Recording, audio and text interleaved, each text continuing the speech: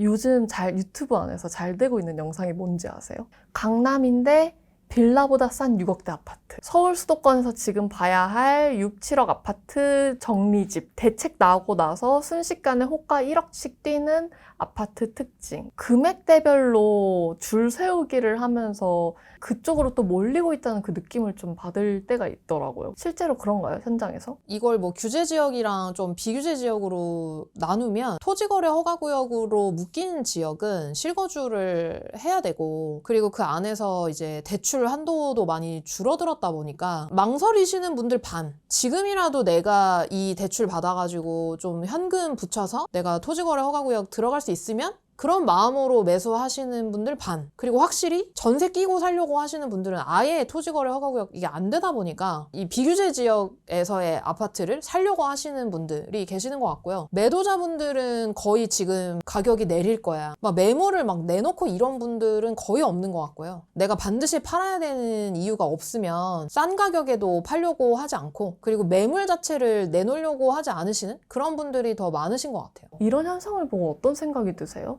우려가 많이 돼요, 솔직히. 그러니까 지금 약간 좋은 곳이다, 근데 내가 살 수 있어, 달려가자, 잡자, 약간 이런 분위기고요. 그 마음 기저에는 와, 나 이거라도 안 잡으면 그냥 다 놓치는 거 아니야? 나 이거 밀려나는 거 아니야? 나 진짜 서울 막차 타야 되는 거 아니야? 그러니까 이런 마음들이 느껴지거든요. 나 서울 이거 안 되니까 그럼 나 수도권이라도 막차 타야지? 그러면서 여기서 이 마음이 뭐라도 잡자잖아요.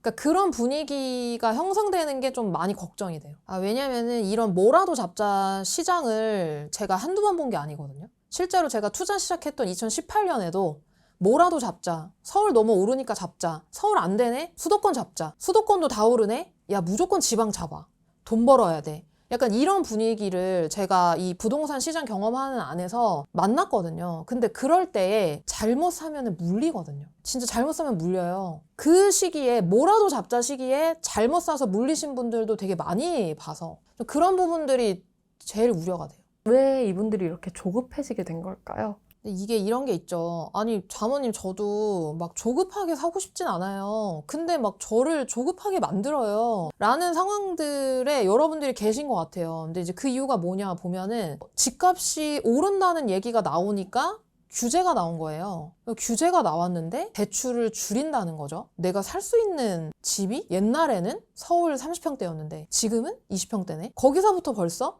조급한 마음이 드는 거예요. 점점 뭔가 내 집 마련 할 수 있는 길이 막히는 것 같으니까. 근데 그 규제가 나왔는데도 집값이 떨어지질 않는 거예요. 더 오르고 있다. 더 오르는 거예요. 왜냐면은 거기서 내 불안감이 자극되니까 나 그러면은 이거보다 나는 이제 내가 원하는 집을 사고 싶으니 그럼 그거라도 이제 사야지 라고 빨리 움직이는 사람들에 의해서 가격들이 움직이고 이러다 보니까 내가 망설이는 사이에 또 누군가는 행동하고, 그럼으로 인해서 가격이 올라가고, 그럼으로 인해서 규제가 또 나왔죠. 그러니까 규제가 나오니까 또 대출 한도가 더 줄어든. 그러니까 이제 여기서 이 사람들이 뭐야? 내가 이거 긴가민가 망설이고 있는 이 사이에도 또 내가 갈 수 있는 이 내 집 마련, 이 아파트에 대한 예산이 줄었네? 라고 하면서 이 조급한 마음이 들면서 그럼 뭐라도 잡자, 뭐라도 사야 되겠다라는 마음이 드신 것 같아요. 2018년과 2021년에 그 두 번의 상승장을 제가 경험하면서 봤던 건 뭐냐면은 조급한 마음에 뭐라도 잡자라고 생각하면서 잡았던 분들이 그걸 사고 나서 후회하시는 경우를 되게 많이 봤어요. 왜 사고 나서 후회하냐? 나는 이게 계속 오를 거라고 생각하고 산 거예요. 근데 그게 맞아 떨어지면 다행이거든요. 근데 이게 안 맞아 떨어졌을 때 내가 너무 조급한 마음에 이걸 샀으니까 나한테 이게 감당 가능한 건지, 그리고 이 아파트에서 내가 거주할 때의 만족도도 그렇게 좋지가 않은 거죠.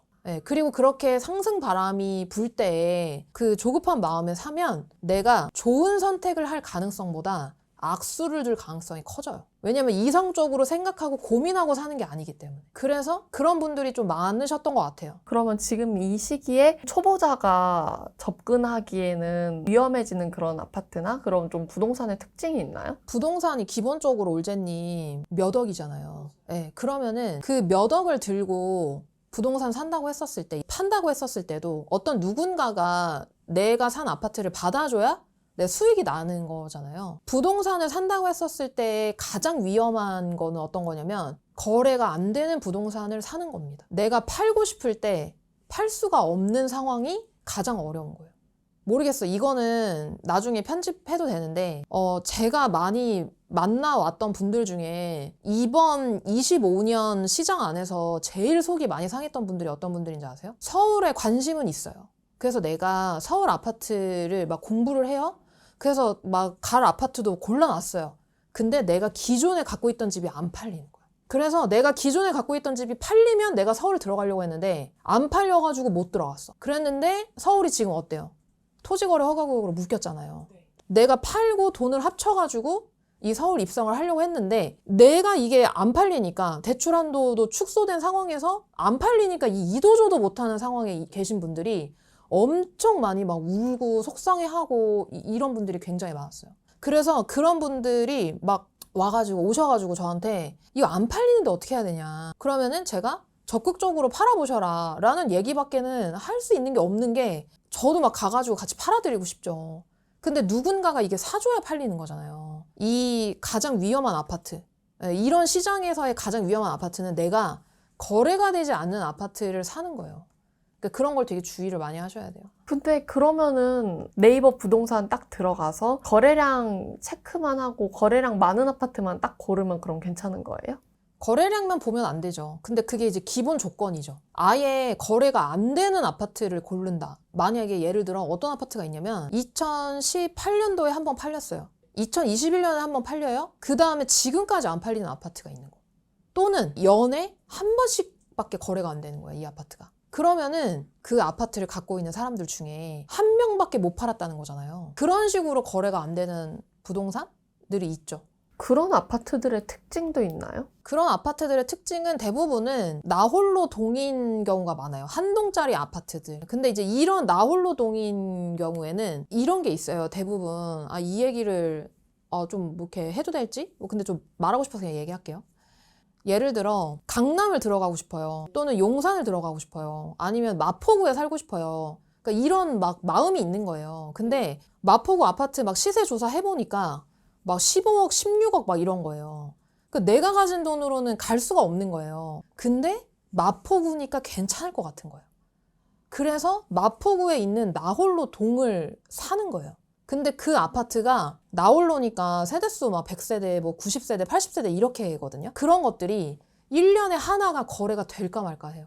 마포인데도요? 네. 그러니까 이게 무슨 말이냐면은 마포라고 해서 사는 게 중요한 게 아니고 진짜 내가 사는 그 아파트가 사도 되는 아파트냐 아니냐가 알고 사는 게 되게 중요하거든요. 근데 이런 시장에서는 그냥 앞에 붙어있는 네임밸류, 마포구니까, 강남구니까, 뭐 용산구니까, 뭐 성동구니까 괜찮겠지? 이런 건 없다는 거예요. 되게 무섭네요. 마포구여도 그럴 수 있다는 그럴 게. 수 있죠. 그럴 수 있어요. 근데 나홀로동이라고 해도 주변에 옹기종기 여러 개 있으면 그게 또 하나의 단지처럼 또 된다는 얘기를 그러니까 제가 어디서 보긴 했거든요. 그런 건 괜찮지 않아요? 근데 여기서 중요한 건 뭐냐면은 그럼 나홀로동이 여러 개가 몰려 있으면 괜찮지 않아요? 그럼 몇 개요? 제가 역으로 질문할게요. 몇 개가 몰려 있으면 괜찮을 것 같으세요? 한 4개? 그러니까 이게 기준이 없으니까 문제인 거예요. 그러니까 내 감인 거예요, 그냥. 4개 몰려있으니까 괜찮지 않을까? 6개 몰려있으니까 괜찮지 않을까? 내 직감으로 뭔가 이 몇 억짜리를 거래한다는 것 자체가 저는 조금 고민해보셔야 돼요. 내가 진짜 잘 알고 하는 건가? 아닌 건가?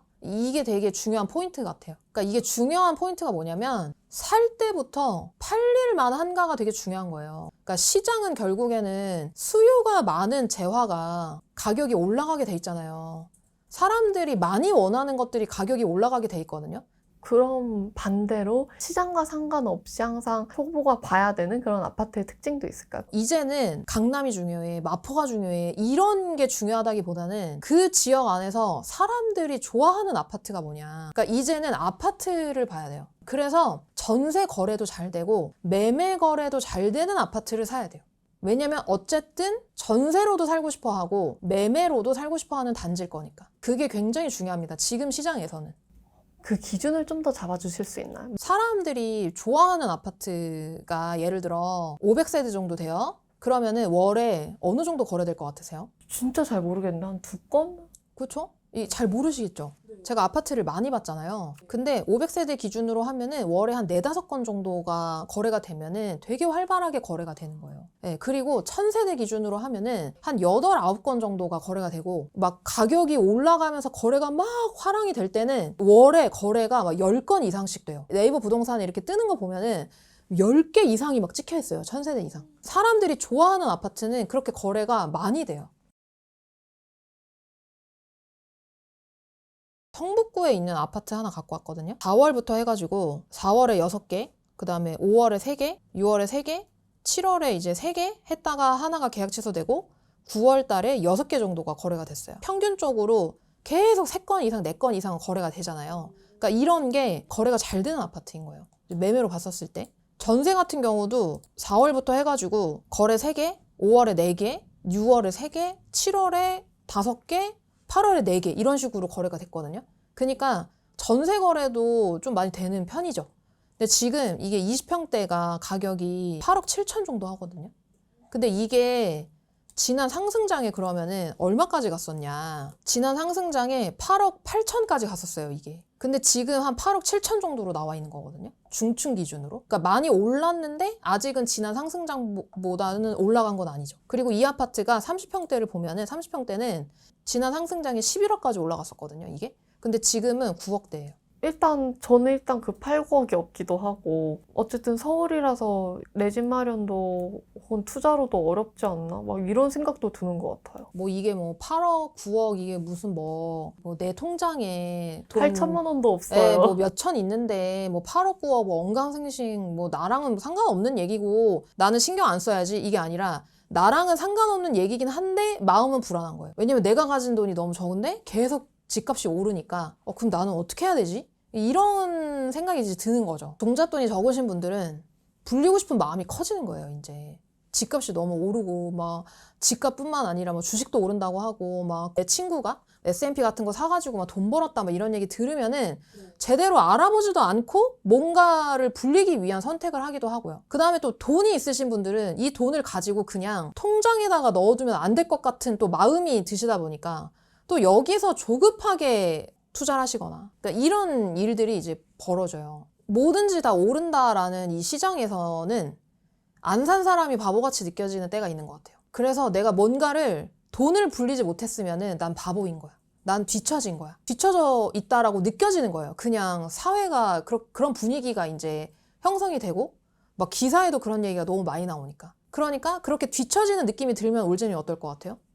속상하고 조바심 들고 괜히 원망스럽고 그래요. 맞아요. 2가지 정도의 감정이 들어요. 첫 번째는 나 늦었네? 근데 늦었는지를 확인해봤나? 정말 늦었는지. 그 다음에 2번째는 나 늦었네? 뒤쫓아가야지. 그럼 뒤쫓아가야지 라고 생각하시는 분들은 제가 이 영상을 통해서 계속 말씀드렸듯이 악수를 들 가능성이 커진다는 거예요. 그리고 여러분들이 부동산을 만약에 투자하신다라고 하면 여러분들이 가지고 계시는 돈이 기본적으로 여러분들 전 재산일 가능성이 크거든요. 그 전 재산을 내가 원리 원칙을 가지고 사는 게 아니라 기준 없이 그냥 늦었네? 쫓아가야지? 라는 마음만으로 산다라고 하면 여러분들 인생에 이 선택이 영향을 줄 수 있으니까 이거를 잘 알아보고 하는 게 되게 중요하다는 얘기예요. 근데 이 알아보는 게 막 귀찮고 아니면 되게 어렵고 막 내가 뭐 할 수 있을까? 뭐 약간 이런 생각들이 드실 수 있거든요. 근데 저는 오히려 이런 알아보는 시기가 지금 이 상황에서는 되게 필요하다고 생각해요. 오히려 지금 제대로 알아보고 제대로 사는 사람들이 이 시장 안에서 수익을 낼 수 있는 시장이지 아무거나 산다고 해가지고 수익 날 수 있는 시장이 아니라는 거죠. 그러니까 여기서 중요한 건 뭐냐면은 그냥 저는 아파트 투자를 했으니까 아파트에 국한해서 말씀을 드리면 실제로 3천만 원으로 사람들이 그 지역 안에서 선호하는 아파트를 사서 그걸 가지고 지금 거의 1억 이상 번 분들이 되게 많거든요. 네. 근데 그런 아파트가 특징이 뭐냐면 아까 말씀드렸듯이 매매 거래가 되는 것뿐만 아니라 전세 거래도 되는 아파트예요. 그러니까 전세 거래가 중요한 이유는 어쨌든 전세로 여기를 살고 싶어 하는 사람들 그리고 매매로도 여기를 살고 싶은 사람들이 많다는 뜻이잖아요. 그러니까 그런 아파트들이 결국에는 그 동네 안에서 되게 좋아하는 아파트일 가능성이 커요. 거의 90% 이상 그래요. 예, 제가 투자를 해보니까. 그래서 그런 아파트를 선택해서 매수하시는 게 되게 중요하고, 그런 아파트들이 서울 비싸니까 난 접근 못하잖아. 지방에도 있어요. 이 얘기 편집할 것 같긴 한데, 지방에 뭐 울산이나 이런 데에서 진짜 작년에 투자하신 분들은 진짜 1억 버신 분들도 되게 많고요. 제가 만난 분들 중에. 그리고 지금도 그런 데가 있어요. 내가 가지고 있는 돈으로 충분히 그 수익을 불려나갈 만한 아파트들도 있고. 네. 규제 안 묶인 경기도 수도권 이쪽도요? 그럼요. 그러면은 내가 부동산으로 뭔가 해보고 싶긴 해. 투자해보고 싶어. 라는 마음이 들었는데, 그러면은 투자해도 되는 아파트의 특징이 뭐야? 뭐 이런 구체적인 것들이 더 궁금하실 수 있거든요. 그래서 이 영상만으로 끝나는 게 아니라 어떻게 더 도와드릴 수 있지? 라는 거를 고민을 하다가 여러분들이 보실 수 있는 10분 정도의 이 영상을 준비를 했어요. 그래서 그 영상에서 투자할 수 있는 아파트의 특징? 어떻게 해가지고 7억 정도를 벌었는지, 그리고 부동산을 한다고 하면은 도대체 어떤 과정을 통해서, 어떤 단계를 통해서 하는 거야? 라는 것들이 머리에 안 그려지실 거거든요. 그래서 그거를 딱딱 정해드려요. 처음부터 끝까지 뭘 하면 되는지. 여러분들이 고정 댓글 클릭하면은 그 영상 보실 수 있을 거예요. 좀 관심이 생겼고, 내가 좀 더 알아보고 싶다라는 생각이 드셨다면은 고정 댓글 클릭해서 한번 영상 한번 봐보시면 도움이 많이 되실 거예요.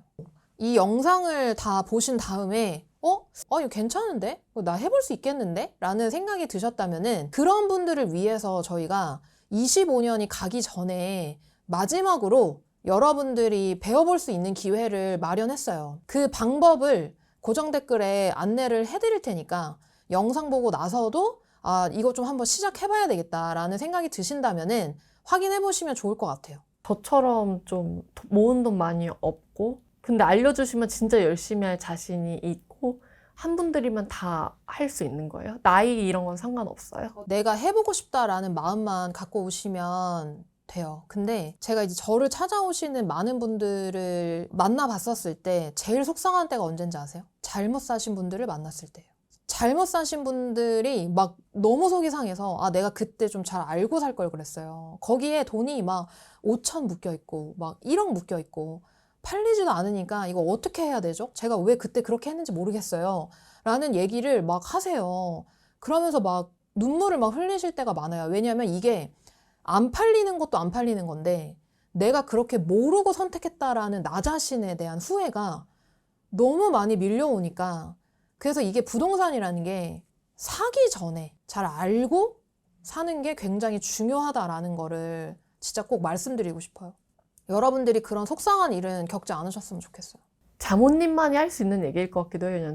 제가 알기로 자모님도 3천만 원으로 시작해서 같이 동네방네 찍어서 알잖아요. 전국의 온갖 곳들을 다 둘러본 다음에 계속 투자를 하고 그러신 걸로 알고 있어서 그 돈 한 푼의 소중함을 또 아시기 때문에. 돈 한 푼의 소중함을 너무 잘 알죠. 솔직히. 돈이 없을 때는요, 먹고 싶은 것도 못 먹고, 먹고 싶은 거 못 먹을 때가 제일 서러워요. 뭐 웃었지만 제일 서럽죠. 네. 그래서 제가 부동산 투자해온 경험 안에서 부동산 투자를 되게 잘했다라고 생각되었던 때는 통장에 돈이 불어나는 것들을 봤었을 때 이게 되게 저한테 안전한 울타리 같은 느낌을 줬고요. 만약에 제대로 알고 투자하지 않는다면 또 잘못 샀었을 때 오는 여러 가지 문제들이 생길 수 있기 때문에 그런 부분에서 여러분들이 제대로 알고 투자하는 게 중요하다라는 거를 꼭 말씀드리고 싶었습니다. 자모님 유튜브에 막 30대 평균, 40대 평균, 50대 평균 이런 얘기들 진짜 많은데 통계로도 나왔더라고요. 40대 평균 자산이 4억 4천, 중앙값이라고 하는 게 2억 4천이라서 또 확 낮고 그러더라고요. 근데 이게 진짜예요? 왜 그런 거예요? 이게 평균값이 더 높잖아요. 그러니까 이게 이런 이유가 이제 완전 상위의 1%는 몇십억의 자산을 갖고 있고 그 다음에 이제 하위는 약간 몇 천만 원의 자산을 갖고 있다 보니까 이거의 평균이 4억 5천으로 좀 더 높게 나오는 거고, 이 중앙값은 40대들을 1등부터 100등까지 자산을 줄을 세워본 거예요. 그 안에서 딱 중간 값이 이제 2억 9천이라고 나온 거죠. 중앙값이 더 와닿는 수치인 거네요. 그쵸. 그 중간 수준이 이제 2억 9천이라고 하니까 나는 이제 이 중간에서 어느 정도에 있는가에 대한 기준을 좀 잡을 수 있으니 정확하게 구체적으로 좀 볼 수 있는 지표죠. 2억 9천이면은 괜찮은 건가요? 그러니까 저도 이 자료 보고 좀 생각보다 낮아가지고 좀 놀랐어요. 40대가 그래서 힘든 것 같아요. 애들 이 학원비하고 막 교육비로 나가는 돈도 엄청 많고 부모님 병원비나 가족들 생활비로도 또 따로 이제 지출이 나가다 보니까 지출은 되게 많아지는데 또 내가 가지고 있는 이 자산 자체가 좀 이제 많지 않다고 생각이 드니 그래서 40대들이 좀 지금 너무 마음이 힘들지 않을까. 정부에서 20대, 30대 사회초년생들 내지는 신혼부부들한테는 혜택을 다 준다. 40대인 나는 받을 수 있는 이런 내 집 마련 혜택이나 이런 것도 없다고 느껴져서 이제 40대는 그러면 돈을 불릴 수 있는 기회가 이제 더는 없는 건가요? 하는 그런 질문들도 많더라고요. 저도 이제 40대 거의 가까이 왔어요. 진짜 몇 개월 안 남았거든요. 이 40대의 그 삶에 대해서 더 와닿게 느껴지는 거는 정부에서의 혜택은 뭔가 비껴가 있는데 너무나도 내 집이 필요한 나이인 거예요. 그냥 내가 뭐 돈을 뭐 더 벌고 싶어, 막 뭐 오를 집을 사고 싶어, 약간 이런 개념이 아니라 우리 아이도 학교나 학원 보내는 것도 좀 편하게 보내고 싶고 또 아니면 나랑 남편이랑 또 안정적으로 살아가고 싶은 집도 사고 싶은데 이제 여기서 이제 내 집 마련하려고 보니 그러니까 내 현금으로만 집 사는 사람이 없잖아요. 그러니까 대출을 일으켜가지고 집을 산다고 해서 계산기를 막 두들겨 봐요. 그러면은 기본적으로 30년 만기로 계약을 하잖아요. 거기서부터 그 30년이라는 숫자가 너무 나한테는 부담으로 다가오는 거야. 내가 그럼 30년 동안 계속 이거를 갚아 나가야 되는데 내가 10년 뒤만 해도 나는 50대인데 그때 내가 일을 하고 있을 수 있을까? 내가 계속 이거를 원리금을 낼 수 있을까? 라는 것부터가 이제 현실의 딱 벽에 부딪히는 거죠, 사실. 그러니까 그런 현실의 벽을 어떻게 넘어가야 되나? 라는 것들을 많이 고민하시는 것 같아요. 근데 여기서 중요한 거는 일단은 내가 감당 가능한 예산으로 내 집을 마련하는 게 일단 첫 번째로 중요해요. 예를 들어서 내가 5억 대출을 일으켜가지고 8억 집을 샀어요. 그럼 지금은 이 5억 너무 많은 거 아니야? 너무 나 부담되는데? 10년 뒤에 소득이 막 끊길 수도 있는데 내가 5억 대출 내면은 월에 한 250씩 내는 거거든요, 대략. 그러니까 이거 나 괜찮을까? 50대에도 내가 계속 월에 250씩 낼 수 있을까? 50대뿐만 아니라 60대, 70대 어떡하지? 이런 생각이 이제 드는 거예요. 근데 이게 만약에 이 8억 집이 나중에 12억이 되고 내가 일하는 그 10년 사이에 원리금을 계속 갚을 거 아니에요. 자, 1년에 3천을 갚아요, 원리금. 그러면은 10년을 계속 갚으면은 3억을 갚는 거예요. 그 집이 12억 된다라고 하면은 그 집을 가지고 팔아서 대출 갚고 내가 또 그 시기에 살 수 있는 집을 마련할 수 있는 금액이 마련된다는 거죠. 근데 여기서 이런 생각 드시는 분들이 있으실 거예요. 아니, 그거는 집값이 올랐는 거를 전제하는 거잖아요. 떨어지면 어떡해? 이런 생각들을 되게 하실 수 있거든요. 그냥 제가 지금 말씀드리는 게 무조건 대출 일으켜서 집 사세요 이런 말씀 드리는 게 아니라 지금 여러분들이 보는 유튜브나 막 경제 기사나 이런 데에 화폐 가치가 계속 떨어진다라는 얘기가 진짜 많이 들리실 거예요. 화폐 가치가 떨어지니까 이 자산을 사야 돼라는 얘기는 많이 들리실 텐데 그게 내 상황이랑 지금 어떻게 연결돼? 예를 들어서 내가 지금 신고 있는 운동화가 10만 원이에요. 10년 뒤에도 이 신발을 10만 원에 못 산다는 거죠. 화폐 가치가 떨어지고 있으니까 10만 원에 못 사고 그걸 나중에 20만 원에 사야 이 신발을 살 수가 있게 되는 거죠. 그러니까 내가 지금 5억 대출을 일으키는 돈의 가치 자체가 이 10년 뒤에, 20년 뒤에는 그 5억이 지금은 5억이 아니란 얘기예요. 더 그 화폐 가치는 떨어져 있었을 가능성이 크다는 거죠. 이게 막 과거에 없었던 일이냐? 절대 그렇지 않아요. 네, 계속 그렇게 해왔거든요, 사실. 근데 그럼 화폐 가치가 떨어지는 것보다 더 중요한 건 뭐냐면은 이 40대에 계시는 분들 또는 내가 내 집 마련을 좀 해보고 싶은데 아직 무주택인데 지금 이 상황에서 어떻게 해야 되지? 라고 이제 고민이 되시는 분들한테 더 중요한 부분은 내가 나중에 소득이 감소됐었을 때 내가 집이 없는 상황이 더 그분들한테는 힘든 상황을 만들 수 있다는 거예요. 왜냐하면 전월세 시장이 너무 불안하다. 이 전월세 시장이 지금 완전 심상치가 않거든요. 전세, 월세도 물량이 너무 없고 막 1000세대 아파트 가보면은 전세 2개 이렇게 나와 있고 그리고 그것도 오전에 집 보고 나오면은 그 집 보고 나오는 사이에 전세가 계약되고 이래요. 그러니까 이게 지금 전월세 시장이 심상치 않는 상황에서 내가 이 무주택으로 계속 전월세 살이를 하게 되면은 오히려 전세 월세를 더 비싼 값을 주고 살아야만 하는 상황들이 벌어지니까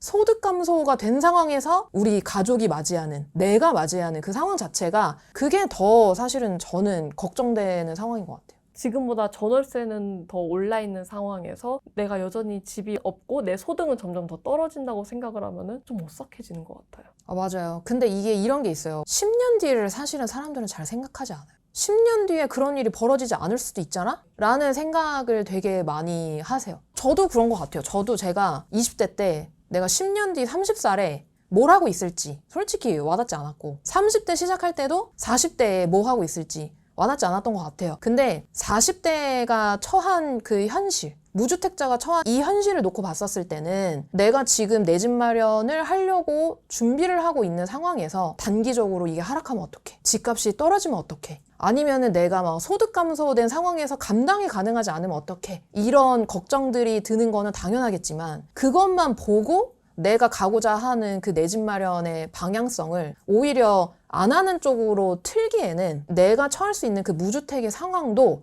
고려해봐야 된다는 거예요. 내 집 마련이 무조건 답이야. 뭐 집을 꼭 사야 돼. 뭐 이런 얘기를 하고 싶은 게 아니라 내 집 마련을 하려고 준비 중이시거나 아니면은 내 집 마련에 대한 의향이 있으신데 그걸 어떻게 지금 풀어가야 될지 고민이신 분들은 이렇게 좀 생각해보시면 좋겠다는 거예요. 뭐라도 하지 않으면 안 될 것 같아서 왔어요 하면서 자모님을 찾아온 분들이 많다고 알고 있어요. 그분들이 보통 선택하는 어떤 루트들이 있나요? 제가 또 부동산 투자를 해왔다 보니까 저한테는 이제 부동산을 물어보시는 분들이 굉장히 많고 이제 그분들이 가장 고민인 것은 진짜 아까 말 그대로 그거예요. 우리 가족이 평범한 일상을 보낼 수 있는 집 한 채가 이쯤 되니까 너무 필요해요. 그 집을 좀 사고 싶어요. 그런데 방법이 뭐예요? 라고 물어보시는 분들이 많죠. 뭐 무조건 부동산 투자하세요 라고 얘기하진 않고요. 상황을 들어보고 충분히 예산이 감당이 되고 그 안에서 내가 살 수 있는 집이 있고 아이 뭐 학교도 보내고 또 내 출퇴근도 가능하고 또 배우자 출퇴근도 가능하다.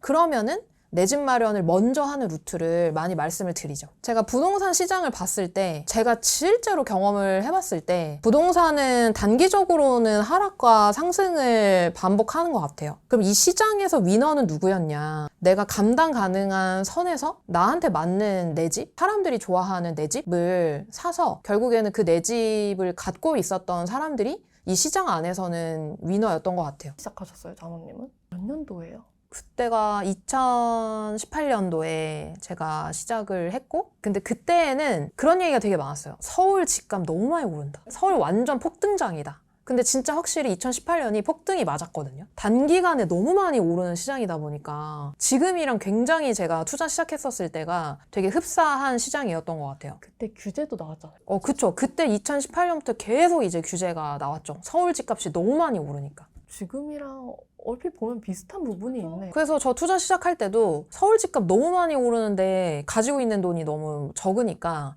과연 내가 투자할 수 있는 게 있을까? 그리고 진짜 돈 벌 수 있나? 뭐 이런 생각으로 이제 막 주저하던 시기도 되게 많았고 진짜 할 수 있을까?에 대한 의심을 품고 있던 시기도 있었죠. 근데 저는 이 투자를 만약에 애를 안 낳았으면은 투자를 시작을 안 했을 거예요. 그러니까 저는 우리 가족이 너무 중요해요. 근데 이제 내 현실을 되돌아보니까 돈이 너무 없는 거예요. 특히 우리 아들한테 내가 부모로서 내가 집이 없고 내가 돈이 없으면은 그게 그대로 아들한테 어깨 위에 있는 부담이 되다 보니까 이 아들까지도 나중에는 좀 내가 경제적으로 좀 뒷받침해 줄 수 있는 부모가 되고 싶다라는 마음으로 투자를 시작했지 만약에 제가 아들이 안 낳았다 아니면 아들을 늦게 낳았다 그러면은 아마 시작 안 했을 거예요. 근데 그때 이제 투자를 하기로 마음 먹고 나서 가장 후회를 많이 했던 게 뭔지 아세요? 돈을 모아놓지 않았던 거. 돈을 다 썼던 거. 그래서 돈을 일단 첫 번째로는 모으는 게 중요한데 그 모으는 것만으로 끝나면 안 돼요. 그 모으는 거에만 끝나면 돈은 그대로 그냥 그 통장 안에 들어있는 거랑 마찬가지이기 때문에 이 모으는 거에 시작해서 나중에 이제 내가 어떤 재테크 방식? 아까 제가 말씀드렸던 뭐 부동산 투자할 수 있고 아니면 뭐 주식할 수 있고 아니면 뭐 코인 할 수 있겠죠? 그러니까 그런 방식으로 계속 불려나가는 방법들을 알아보시는 게 되게 중요하죠. 40대 분들 중에서 실제로 이렇게 해서 좀 잘 불린 그런 사례들이 있을까요?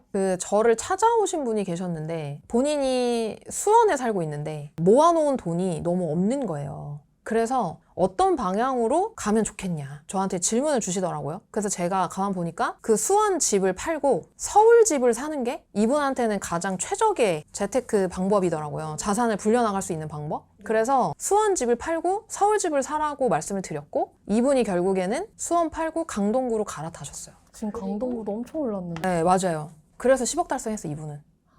내가 그 순간에 서울로 가야겠다 내지는 이런 곳을 봐야겠다 하는 걸 아는 게 진짜 중요하네요. 맞아요. 뭐 이런 얘기 들으시면은 그때야 뭐 몇 년 전에야 뭐 서울 갈아탈 수 있는 거지 지금은 안 되잖아 막 이렇게 생각하실 수 있는데 근데 여기서 중요한 건 뭐냐면은 그분도 수원 내 집 마련을 먼저 했기 때문에 그 집을 가지고 갈아타기를 할 수 있었던 거잖아요. 그래서 내가 처음 선택하는 이 내 집, 이 시작점이 되게 중요한 거죠. 올제님 혹시 내가 가진 돈으로 더 많이 오를 만한 아파트의 특징을 알고 있어요?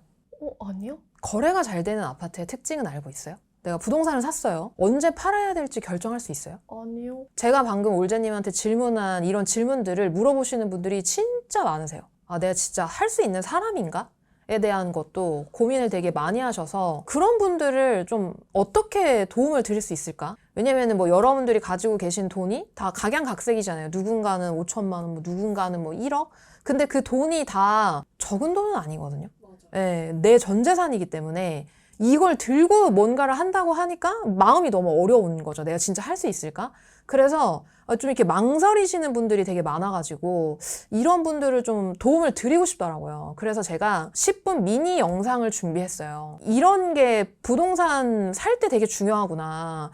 그럼 나 좀 해볼 수 있겠는데? 라는 것들을 10분 정도 시간 내셔가지고 보시면 여러분들한테 도움이 되실 거예요. 사실은 제가 30살에 40대를 생각해 본 적이 없는 것 같아요. 근데 이제 40대를 목전에 앞두고 있으니까 이제 앞이 4로 바뀌니까 어떤 마음이 드냐면은 변화에 대한 어려움이 많이 생겨요. 좀 안정을 많이 찾고 싶은 마음이 들더라고요. 내가 지금 누리고 있는 이런 생활들을 뭔가 더 좋게 바꿔볼 수 있을 것 같긴 한데 변화에 대해서는 좀 약간 저항감이 드는 나이더라고요. 지금 정말 저도 그래요. 근데 여기서 이제 좀 말씀드리고 싶은 건 뭐냐면은 이 변화라는 게 꼭 나쁜 게 아니라 내가 원하는 안정을 위해서의 변화라고 한다면은 여러분들 마음 자체가 설득이 되실 거거든요. 뭐 완전히 내 삶과 우리 가족의 삶을 완전히 바꾸는 선택이 아니고 나와 내가 쪽을 좀 더 나아지게 만드는 변화와 선택이라고 한다면 여러분들 충분히 마음이 움직이실 거고 그러므로 인해서 여러분들이 더 나은 선택을 해나가실 수 있을 거라고 생각하거든요. 왜냐면 저도 그렇더라고요.